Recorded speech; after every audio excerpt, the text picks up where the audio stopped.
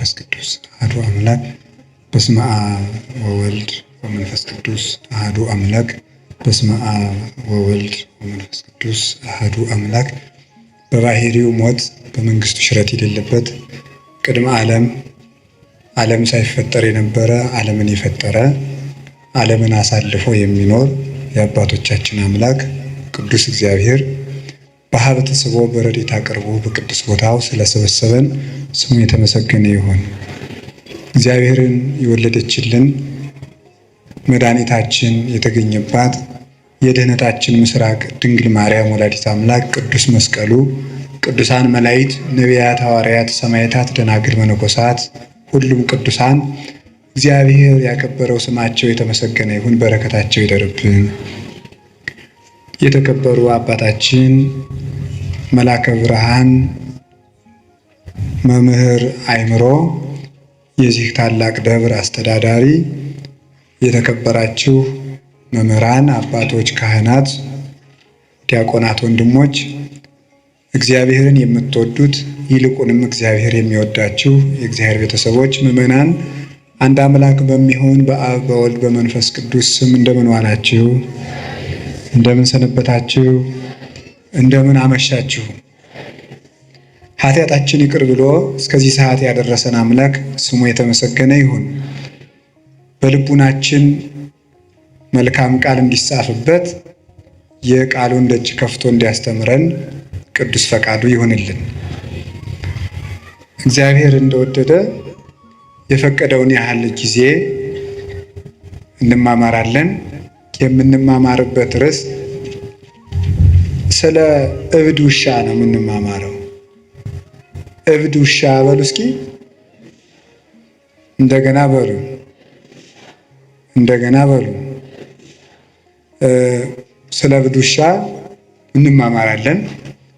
መጽሐፍ ቅዱስ ላይ የተጻፈ ቃል ስለሆነ አሁን አንድ ሰው እኛ ነፍሳችን ልናድን ነው የመጣ ነው፣ ስለ እብድ ውሻ ልንሰማ አንችልም የሚል ጥያቄ እንደሚነሳባችሁ እኔም ይሄ አይዘነጋኝም። ግን ትርፍ የሌለው ቃል በመጽሐፍ ቅዱስ አልተጻፈም። መምህርም ትርፍ የሌለው ቃል አይናገርም እና እግዚአብሔር በዚህም ቃል እንድንማር ቅዱስ ፈቃዱ ይሁንልን። ሐሳቡን እብድ ውሻ ብሎ አታገኙትም። ሐሳቡን ግን የምታገኙት ትንቢተ ኢሳይያስ ምዕራፍ 56 ቁጥር 11 ላይ ታገኙታላችሁ። እሙንቱ ከመ አክልብት እለ ኢይጸግቡ፣ እነሱ እንደማይጠግብ ውሻ ናቸው። እንደ አማርኛው መጽሐፍ ቅዱስ ደግሞ እንደ ዲዳ ውሻ ናቸው፣ ዲዳ ውሻ ናቸው ብሎ ይናገራል። የማይጠግብ ውሻ፣ ዲዳ ውሻ ተብሎ ተነግሯል። እንደዚህ ተብሎ የተነገረላቸው እነማን ናቸው? እኛስ ከዚህ ለመዳን ምን ማድረግ አለብን የሚለውን ነው የምንማማረው። እንግዲህ ስለ ውሻ ተፈጥሮ በቅዱስ መጽሐፍ የተጻፈውን ጥቂት ነገር እነግራችኋለሁ። ውሻ በቤተ ክርስቲያን ለብዙ ትርጉም ነው የሚውለው። በሰይጣን ይተረጎማል። ከሃይማኖት ባፈነገጡ ወንድሞቻችን ወይም ከፍለው በሚያምኑ መናፍቃን በእነሱ ይተረጎማል። በሰይጣን ይተረጎማል። በቅዱሳንም ይተረጎማል። ውሻ ማለት በምዕመናንም ይተረጎማል። ውሻ እንደዚህ ያስባለውን ምን እንደሆነ እነግራችኋለሁ። በቅዱሳን ሲመሰል ውሻ በቅዱሳን ሲመሰል አንድ መልካም ጠባይ አለው። ልሳነ ከለባቲከ ላይ ለጸላይቱ፣ የውሾችህ አንደበት በጠላቶችህ ላይ ነው ይላል ቅዱስ ዳዊት። የውሾችህ አንደበት በጠላቶችህ ላይ ነው ይላል። ውሾችህ የሚለው እግዚአብሔርን ነው። እግዚአብሔር ውሻ አለው እንዲህ ብሎ ሰው ያስባል። በእርግጥ የፈጠራቸው ውሾች ሁሉ የእግዚአብሔር ናቸው። እግዚአብሔር ከፍጥረት ወገን አክብሮ ያልፈጠረው የለም። ሁሉም ለተፈጠረበት ዓላማ መልካም ነው። አንዱ ግን ያንዱን ጠባይ ሲወስደው ግን መልካም አይደለም። ውሻ በራሱ ተፈጥሮና በራሱ ዓለም መልካም ፍጡር ነው። ሰው ግን የውሻን ጠባይ ሲወስደው ደግሞ ልክ አይደለም። ለምሳሌነት የሚሆነውን መልካሙን ግን እንወስደዋለን። የውሻ መልካም ጠባዩ ጌታውን ያውቃል፣ የጌታውን ቤተሰቦች ያውቃል፣ ንቁ ሆኖ ቤት ይጠብቃል፣ በመዓዛ የመለየት ጸጋ አለው። ውሻ ጠላትም አያስገባም። አዲስ አበባ ያሉት ውሾች ግን ለዚህ ምሳሌ አይመቹም። ጅላጅል ናቸው። ምንም ወዳጅም ጠላትም አይለዩም። የአዲስ አበባ ውሻ ዝም ብሎ ለጅልነት የተሰበሰበ ነው። እና እነዚህ ውሾች እነማን ናቸው ሲባል ቅዱሳን አባቶቻችን ነው። ውሾች የተባሉ በቅዱስ ዳዊት አነጋገር ሙሴና አሮን ናቸው። ውሻ የጌታውን ቤት ታምኖ እንደሚጠብቅ እነሱም የጌታቸው የእግዚአብሔርን ቤት ሳይመቻቸው የጠበቁ ናቸው። ውሻ ሰው ባረፈበት ሰዓት፣ በማይመች ሰዓት በሌሊት ጦር ይወረወርበታል፣ ድንጋይ ይወረወርበታል፣ ሌላም ነገር ይደረግበታል። በዚያ ሰዓት ግን ለሰዎች ቤዛ ሆኖ መከራ እየተቀበለ ሲጮህ ቤት ሲጠብቅ ለሰዎች እረፍት ሰጥቶ ያድራል። ልክ እንደዚህ ሙሴ አሮን በማይመች አገር፣ በማይመች ቦታ፣ በማይመች ንጉሥ መሃል የማያምን ንጉሥ ብቻ አይደለም፣ የሚያምኑት ሲወለዱ ወንዝ የሚወረውር ጨካኝ ንጉሥ ባለበት ጊዜ የእግዚአብሔርን ብርሃን በስጋቸውም በነፍሳቸውም ይዘው ለጨለመበት ሕዝብ ያበሩ የነበሩ ለጌታቸው የታመኑ ናቸው። በማያምንና የንጉሥ ከባድነቱ አለማመኑ ብቻ አይደለም፣ እንዳያምኑ እንቅፋት ሲሆን ደግሞ ሌላ ችግር ነው። እንዳያምኑ እንቅፋት ከመሆን በላይ ደግሞ የሚያምኑትን የሚገድል ከሆነ ደግሞ ሌላ ችግር ይሆናል ማለት ነው። በዚህ መካከል ሃይማኖትን መጠበቅ ታማኝ ውሻ ያሰኛል። ውሻ መጀመሪያ ሲጮህ ለራሱ እየፈራ ነው የሚጮኸው። ታውቃላችሁ ይሄንን? ውሻ እኮ ቤት ለመጠበቅ ብሎ ጮህ አያውቅም። ውሻ የሚጮኸው ፈርቶ ነው የሚጮኸው። ለራሱ መጮህ ይጀምርና ለራሱ የጮኸው ለቤት ይሆናል። ቅዱሳን መጀመሪያ ተጋድሎ ሲጀምሩ ለራሳቸው ነው የሚጋደሉት። ወዮልኝ ለኔ ነፍሴ በእግዚአብሔር ፊት ስትቆሚ ምን ትመልሻለሽ? ቅድመ መኮንነ ጽድቅ እያፍሮ ለባይል በይንተ ብኢሉ፣ ባለጸጋውን ስለ ባለጸጋነቱ የማያፍር ድሃውን ድሃ ነህ ብሎ አይፈርድለትም፣ መልካም ከሰራ ብቻ ይፈርድለታልና። በዚያ ዳኛ ፊት በቆምሽ ጊዜ ምን ትመልሽለታለሽ እያሉ መጀመሪያ ለራሳቸው ይጋደላሉ። ለራሳቸው የሚጋደሉት ተጋድሎ እግዚአብሔር በእነሱ ላይ ካሳፈረው ብርሃን የተነሳ ለዓለም ሁሉ የሚተርፍ ይሆናል። እንዲህ ብሎ መድኃኒታችን እንደተናገረ ከማውቄ ይብራ ብርሃንክሙ በቅድመ ሰብእ፣ እንዲሁ ብርሃናችሁ በሰው ፊት ይብራ። ወያቱ ማይቶተ ከማንብርዋ ታይተከፈር፣ ብርሃንን ወይም መቅረዝን ከታች እንቅብ ሊደፉባት አያበሯትም። አላ ያነብርዋ ዲበ ተቋማ ወታበር ለኩሉ፣ መቅረዝን መብራትን ከመቅረዟ ላይ አስቀምጠው ለሁሉ እንድታበራ ያደርጓታል እንጂ። እንዲሁ ክርስቲያኖችን ቅዱሳንን እግዚአብሔር በራሳቸው ክብር ብቻ ሰውሮ አያስቀራቸውም። እንዲገለጡ ብርሃናቸው ለሰው እንዲተርፍ ያደርጋቸዋል። ለነሱ ከበራላቸው በኋላ በእግዚአብሔር ብርሃን ከታተሙና በዚህ ከተቀደሱ በኋላ ለሌላው ይተርፋሉ እና ተራቡም ተጠሙም፣ ተናቁም ተከበሩም፣ ተደመጡም አልተደመጡም የጌታቸውን ቤት የሚያገለግሉ ቅዱሳን ታማኝ ውሾች ይባላሉ። በማይሰማ ሕዝብ ማለት አሁን እኮ ተመልከቱ፣ ንጉሱ ከሃዲ ሕዝቡም ከሃዲ ሲሆን ችግር ነው። አሮንና ሙሴ ታማኝ ውሾች ያሰኛቸው ከዚህ የተነሳ ነው። ንጉሱ ከሃዲ፣ እስራኤልም ከሃዲ ናቸው። ወደ ፈርዖን እንዳይሄዱ ሕዝብ ይዘው ወጥተዋል። ደግሞ የእግዚአብሔር ሆኖ የፈርዖን አይኮንም። ሕዝቡ ደግሞ የባስ ዱባ ብንበላ የሚሻለንን ከነበርንበት ሀገር አወጣችሁ በረሃብ አስበልታችሁ ልንቀሩ ነው ብሎ አንገተ ደንዳና የሆነ ጨካኝ ሕዝብ ነው።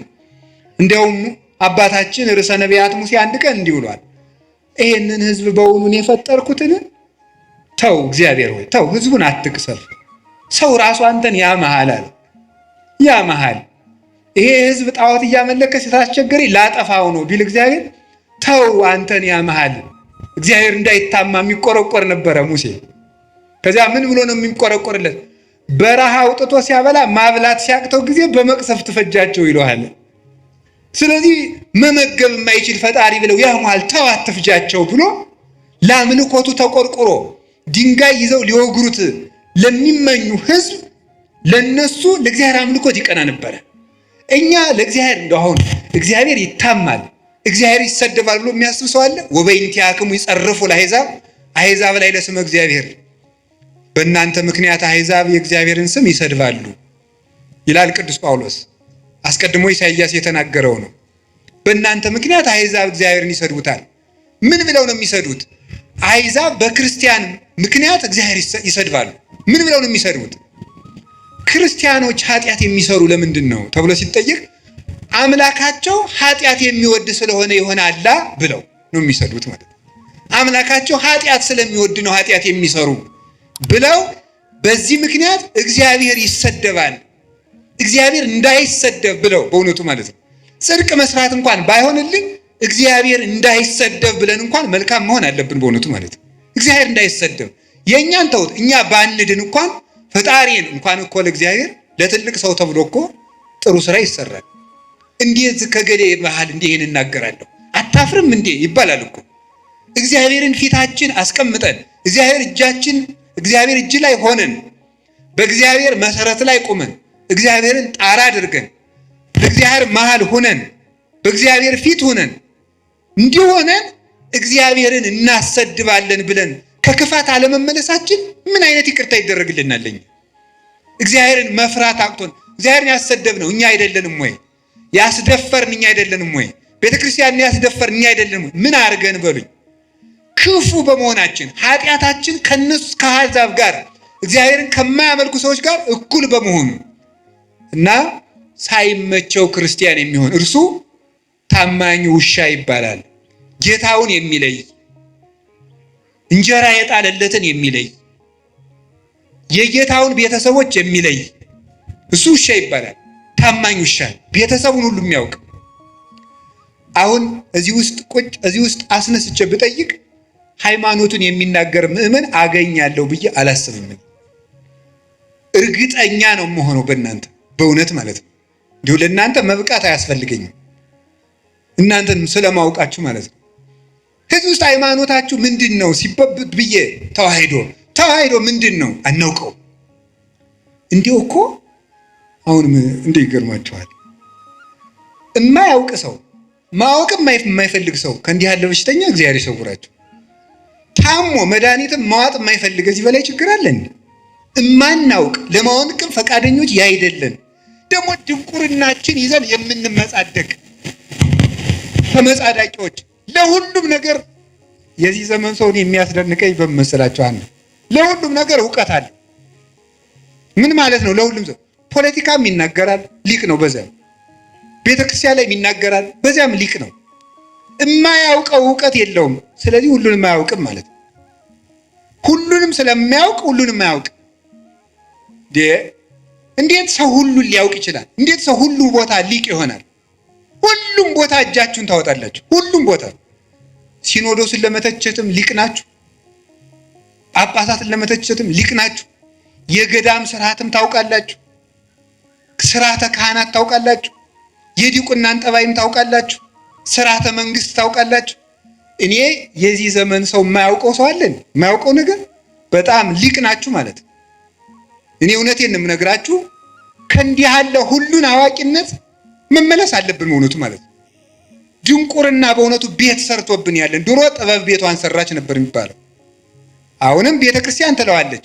እኛ ላይ ግን ድንቁርና ነው ቤቷን የሰራች፣ ብዙ ምሰሶዎችን ያቆመችው። በዚያም ደግሞ እየተመጻደቅን የምንኖር ጌታውን የማያውቅ ውሻ፣ ቤተሰቡን የማያውቅ፣ ስለ ቅዱሳን አባቶቻችን እውቀት የሌለን፣ ስለ ታሪክ እውቀት የሌለን፣ ስለ ሃይማኖት እውቀት የሌለን፣ ስለ ዘመኑም እውቀት የሌለን፣ ስለ ራሳችንም እውቀት የሌለን ሰው ከዚህ ሁሉ እንዴት የእውቀት ድንግልና ይኖረዋል? ሰው እኮ ሃይማኖቱን ማወቅ አለበት። አንድ ቤተ ክርስቲያኑን ማወቅ አለበት። ሁለት ታሪኩን ማወቅ አለበት። ዘመኑን ማወቅ አለበት።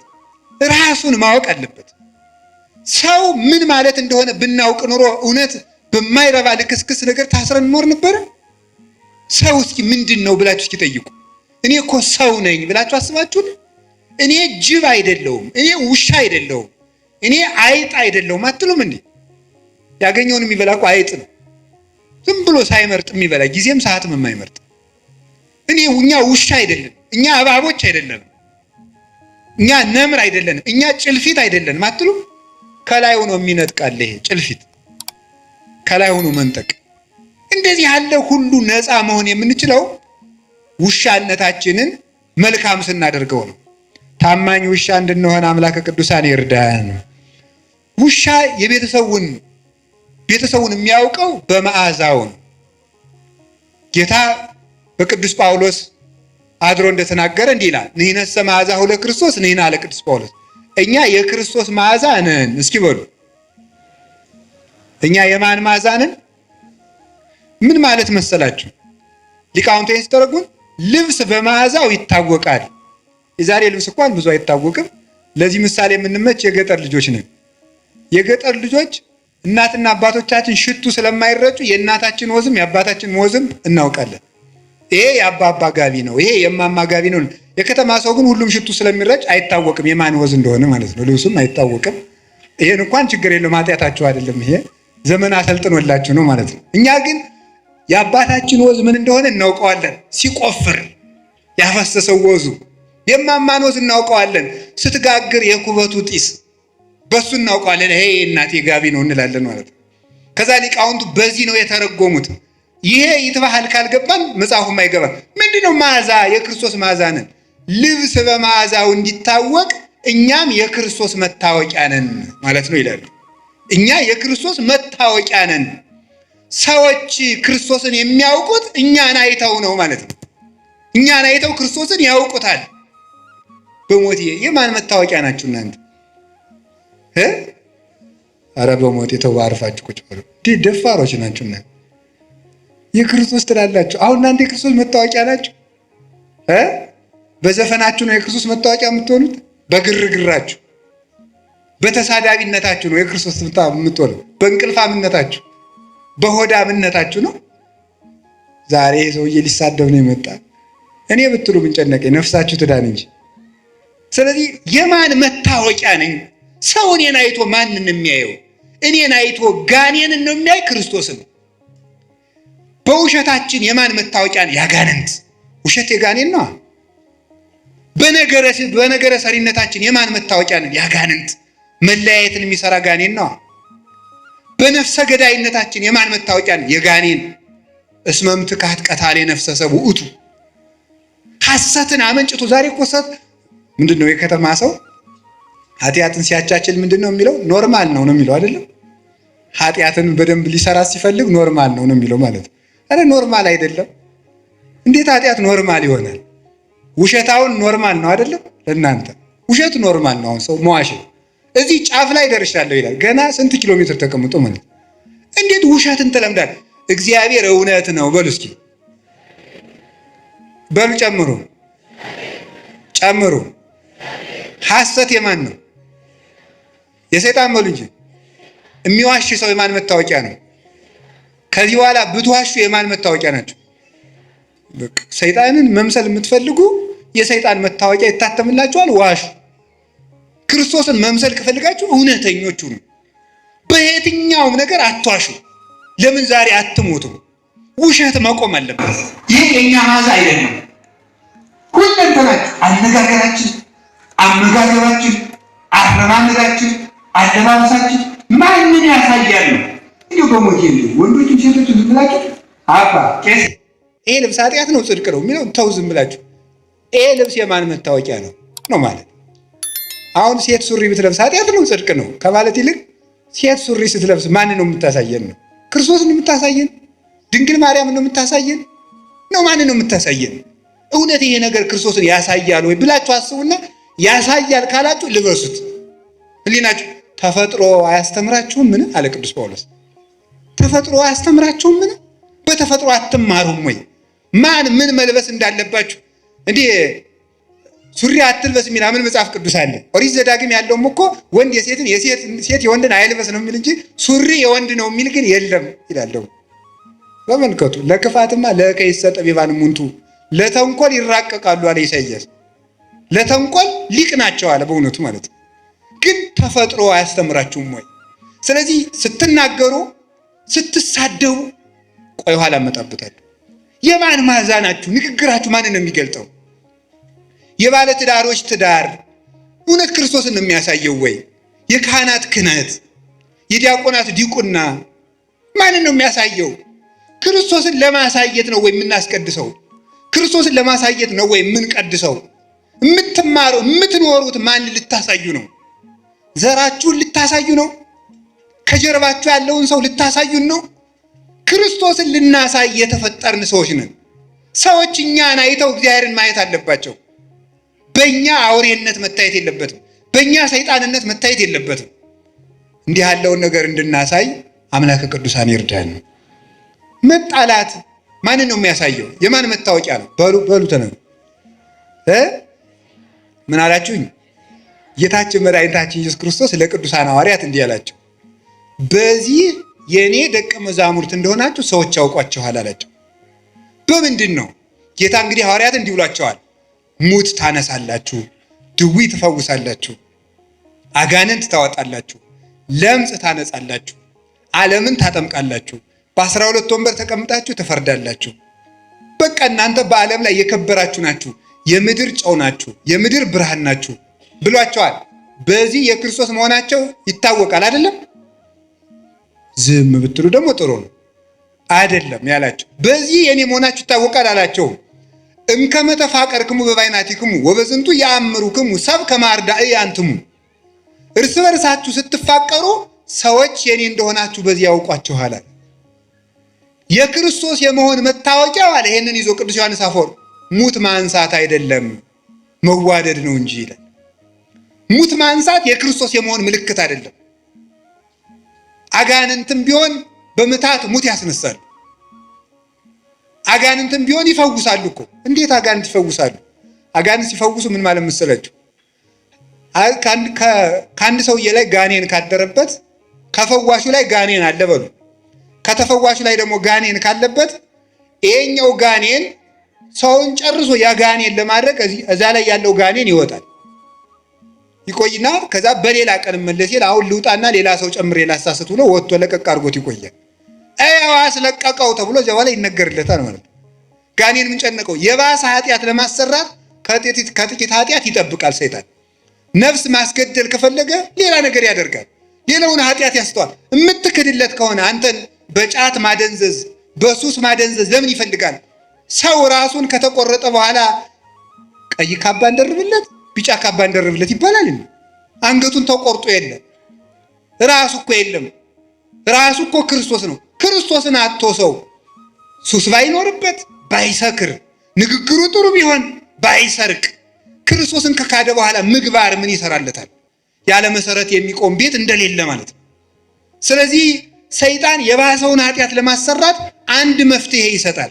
የማይረባ መፍትሄ ቆይቶ ግን ይይዘዋል። ምንድን የሚያደርገው መጨረሻ ላይ የፈወሰው ሰው ጥገኛና አጨብጫቢ ሆኖ እንዲቀር ያደርገዋል። የክርስቶስ ተከታይ አያደርገውም። መመኪያው ሁሉ ያ ፈወሰኝ የሚለው ሰው እንዲሆን አድርጎ ነው የሚያኖረው። ገንዘቡም ለዚያ እንደጨረሰ፣ ጉልበቱን ለዚያ እንደጨረሰ ይኖራል። ስለዚህ የእግዚአብሔር ቤተሰቦች የማን መታወቂያ? እኛ የምንታወቀው ድዊ በመፈወሳችን የክርስቶስ መሆናችን አይታወቅም። ጋኔን ያደረባቸው ድዊ ይፈውሳሉ። ጋኔን ያደረባቸው ጋኔን ያወጣሉ። ታዲያ ምንድነው መታወቂያችን? ፍቅር። ስለዚህ ሊቃውንት ምን አሉ? ፍቅር ሙት ከማንሳት ይበልጣል። እስኪ ወደ ሁላችሁም በሉ እንጂ ፍቅር ሙት ከማንሳት ይበልጣል። ፍቅር ያለው ሰው የጸና ሃይማኖት ካለው ሰውም ይበልጣል። እንዲህ ብሎ እንደተናገረ ቅዱስ ጳውሎስ ወመቤ ሃይማኖት እስከ አፈልስ አድባረ ወተፋቅሮ አልቤ ከንቶ ኮንኩ ዋልቦ ዘረባይኩ። ተራራ የሚያፈልስ እምነት ቢኖረኝ ፍቅር ከሌለኝ ከንቱ ነኝ። አየህ፣ ከጸና ሃይማኖት ይልቅ ፍቅር ይበልጣል።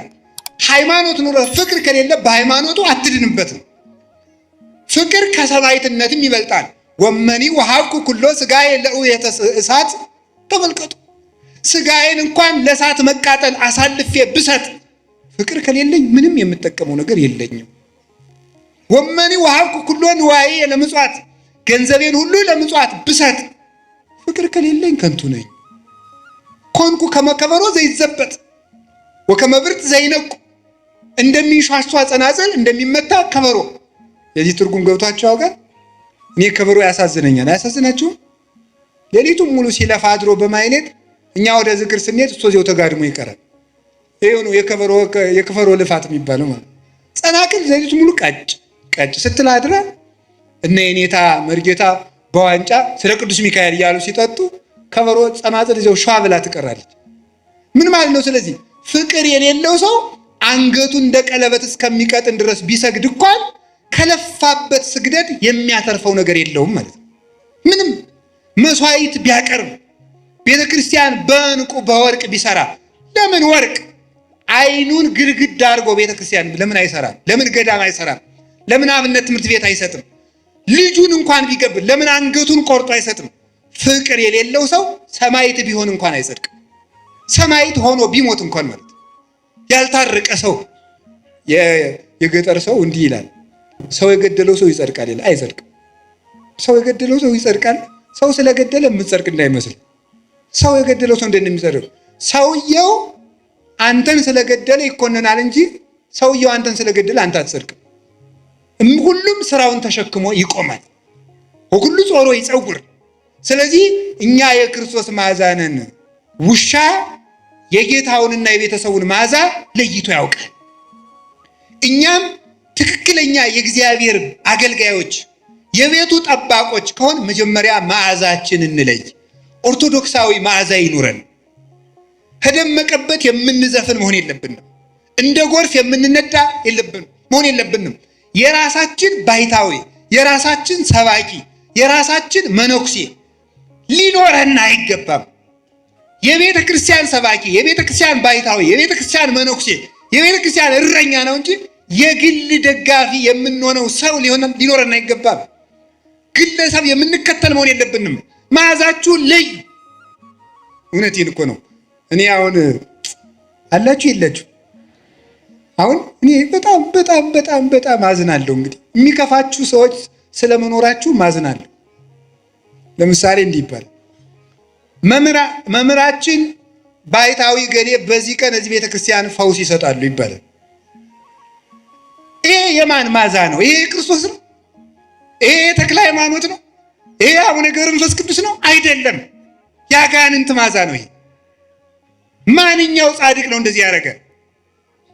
የበረሃው ኮከብ አባታችን ቡሩክ ገብረ መንፈስ ቅዱስ ድዊ ሲፈውሱ ቆይተው ሰው ሲያውቅባቸው ወጥተው ወደ ሌላኛው ጫካ ነው የሄዱት።